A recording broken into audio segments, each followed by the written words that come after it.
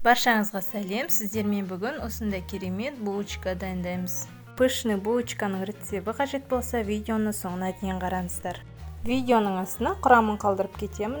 Жылы сүтімізге 1 қасық дрожж салып араластырамыз. Дәміне қарай тұз қосамыз. Енді қант қосамыз, яғни 80 грамм өлшеп аламыз. 2 жұмыртқа саламыз. Осының барлығын жақсылап араластырамыз. Енді осылай сары майымызды өлшеп алып, оны ертеміз. Достар, еріген сары майымызды шамалы суытып, бірақ қосамыз. Осылайша ұнымызды да өлшеп алып, оны біртіндеп қоса отырып жақсылап араластырып шығамыз. Осылай біз жұмсақ теста илейміз. Тестамызды өте жұмсақ илесеңіздер, булочкаларыңыз пышный болып шығады. Достар, сіздерге айта кететінім, булочканың ішіне мен макты қолдандым, оны жылы сүтке қайнатып жұмсартып аламыз.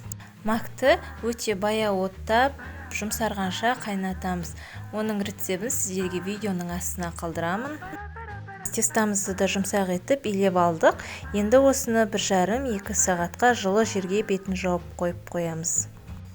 Міне біздің тестамыз осылай көтерілді.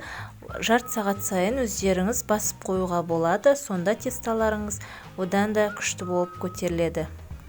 Біз тестамызды осылай 3-ке бөліп аламыз, және де бірінші бөлігін осылай ұзынша етіп жасап, әр бөліктерге бөліп шығамыз. Содан соң осы бөліктерімізді екі жағын ұнға аунатып, осылай жасап шығамыз.